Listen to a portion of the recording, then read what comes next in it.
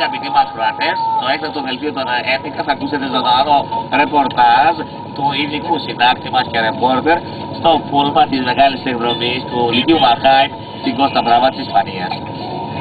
Κυρίες και κύριοι, βρίσκομαι στο λεωφορείο το οποίο αναχώρησε εχθές το βράδυ από την Ισπανία για τη Γερμανία. Στο πούλμαν βρίσκονται 71 μαθητές και 3 καθηγητές. Θα πάρω μια συνέντευξη από τον κύριο Κωνσταντίνο Βαμβακά. Κύριε Κωνσταντίνο Βαμβακά, πώς θα περάσετε στην Κώστα Μπράβα? Μα κύριε Κωνσταντίνο Βαμβακά, ο κύριος Γιαννόπουλος μας υποσχέθηκε ότι θα ήταν ωραία εκδρομή. Πώς μπορείτε να αναφέρετε για την Κώστα Μπράβα ότι ήταν χάλια? Να σου πω, φίλε μου, πώς σε λένε τώρα, Παϊκάρη? Εμένα, γιατί θέλετε να μάθετε το όνομα μου, κύριε Κωνσταντίνο Βαμβακά? Αυτό δεν παίζει κανένα ρόλο. Θέλω να μάθουμε για την Κώστα Μπράβα. Ο κύριος Γιαννόπουλος μας το είχε τάξει το πολύ του γάλαμα μου. Και εγώ, ας πούμε, ο άνθρωπος πλήρωσα 365 μάγα και είμαι όλοι 71 άτομα. Πλήρωσα σε λεφτά. Μας έταξε το πολύ του γάλα, τις κατσίκες, και ξέρετε. Κύριε Κωνσταντίνε,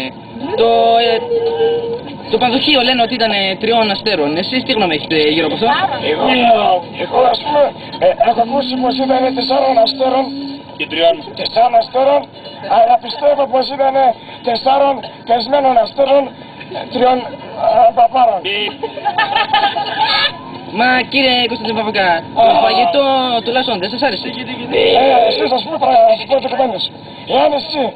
Εάν εσύ μπορούσες να φας μακαρονάκια με καυτό νερό, τι φάει να...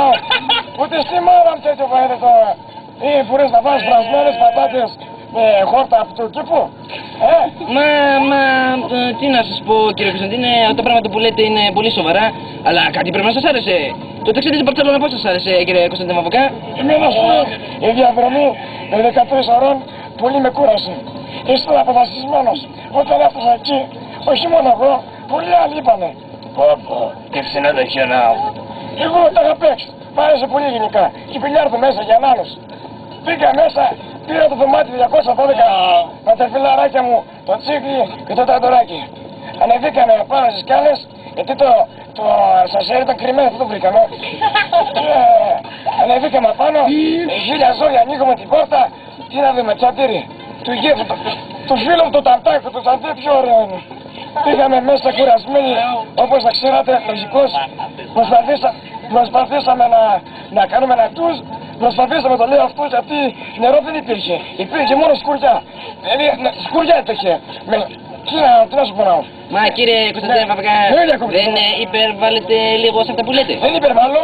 Θα φωνάξω τώρα και θα ακούσετε καλά. Πως λέω τα ίδια. Τα παιδιά, ψέματα λέω. Όχι!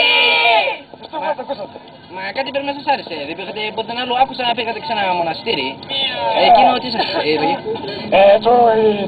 Η θέα εκεί παραπάνω στο πούνε 750 μέτρων ήταν πάρα πολύ ωραία. Γενικά πολλοί κόσμοι είχε μαζευτεί εκεί πέρα για να δει τη μαύρη Παναγίτσα και ήταν πολύ ωραία. Αλλά δεν κατάλαβα κάτι, είδα κάτι μαύρους πιγκουίνους να μπαίνουν μέσα και να τραγουδάνε. Δεν ξέρω τι ήθελαν αυτό από εμάς, δεν ξέρω. Μάλιστα κύριε Κωνσταντίνε, ευχαριστώ πάρα πολύ για τη συνέντευξή σας αυτή. Αυτό ήταν το ρεπορτάζ μέσα από το λεωφορείο. Σας χαιρετώ.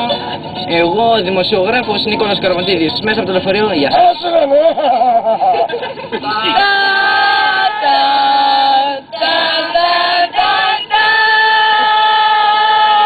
Δεν θέλω να πω κι άλλα πράγματα, γιατί δεν